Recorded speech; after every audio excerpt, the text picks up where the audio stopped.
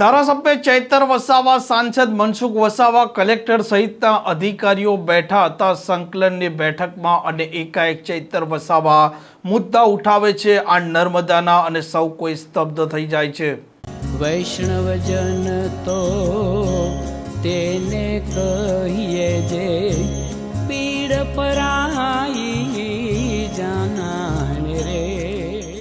નમસ્કાર, આપ જોઈ રહ્યા છો નવજીવન ન્યૂઝ અને હું છું આપની સાથે તોફિક ગાંચી। ધારાસભ્ય ચૈતર વસાવા અત્યારે ડેડિયાપાડા તેમના મત વિસ્તાર અને નર્મદાના જે પ્રશ્નો છે તે મુદ્દે આક્રમકતા છે તે વાપરી રહ્યા છે અને જે પ્રકારે સ્થાનિક સ્વરાજની ચૂંટણીમાં પણ જિલ્લા પંચાયત અને તાલુકા પંચાયત આમ આદમી પાર્ટીએ કબજે કરી છે તેમાં મુખ્ય રોલ ધારાસભ્ય ચૈતર વસાવાનો છે અને ત્યાર પછી તે સ્થાનિક મુદ્દા હોય કે જિલ્લાના લોકોના પ્રશ્નો સતત ઉજાગર કરી રહ્યા છે।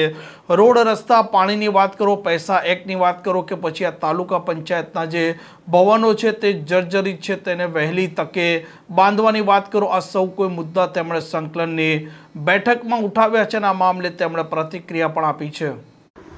આજે કલેક્ટર શ્રી નર્મદાની અધ્યક્ષતામાં જિલ્લા સંકલન એવં ફરિયાદ નિવારણ સમિતિની બેઠક હતી,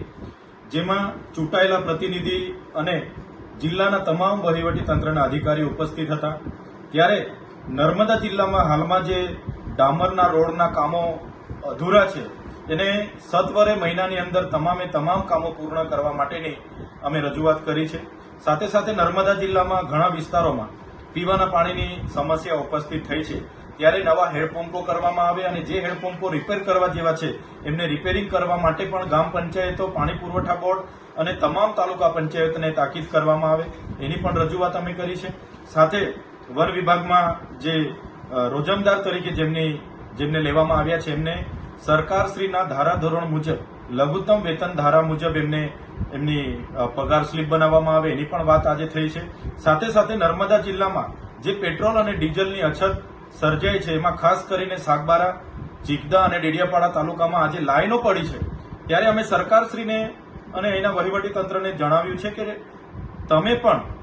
કેટલો સ્ટોકની સપ્લાય આજે બાકી છે અને કેટલી કટોકટી છે એની પણ સરકાર લોકોને એનો ખુલાસો કરે, લોકોનું ધ્યાન પર એ બાબત મૂકે। એ જ પ્રકારે ખાતરની આજે અછત છે, તો આ ખાતરની અછત પણ સત્વરે એનું નિરાકરણ આવે એ બાબતે પણ મેં આજે રજૂઆત કરી છે। મનરેગાની જે રોજગારી ચાલુ થઈ છે એને વધારે ને વધારે લોકોને રોજગારી આપવામાં આવે, ફોરેસ્ટ વિભાગમાં રોજગારી આપવામાં આવે અને મનરેગામાં જે ફેસ આઈડી દ્વારા હાજરી પુરાય છે એની જગ્યાએ ફિંગરપ્રિન્ટ કાં તો કોઈ પણ માસ્ટર દ્વારા હાજરી પૂરવામાં આવે એની પણ આજે અમે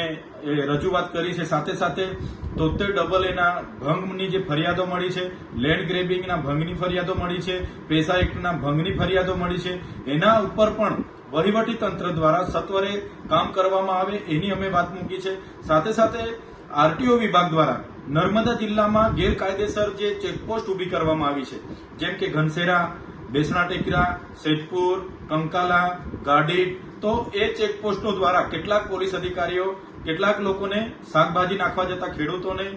શાકભાજી લેવા જતા ખેડૂતોને અને કેટલાક લોકોને હેરાનગતિ થાય છે, તો એમાં પણ એસપીશ્રીએ એમને તાકીદે મેં ધ્યાન દોર્યું છે કે દેવમોગરા જતા લોકોને પણ હેરાન પરેશાન કરવામાં ન આવે એ બાબતની પણ આજે ચર્ચા થઈ છે।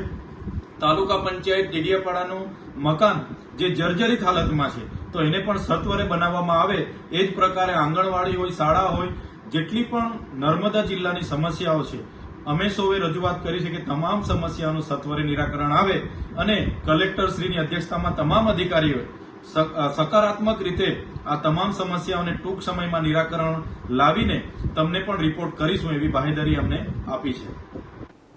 આમ ધારાસભ્ય ચૈતર વસાવા છે તે ડેડિયાપાડા અને નર્મદાના જે પ્રાણ પ્રશ્નો છે, લોકોને પડતી હાલાકી છે તેને લઈને કલેક્ટરને કહ્યું છે કે વહેલી તકે આ પ્રશ્નો છે તેનું નિરાકરણ લાવો। આ પ્રકારના સમાચાર માટે નવજીવન ન્યૂઝની આ ચેનલ સાથે જોડાયેલા રહો। નમસ્કાર।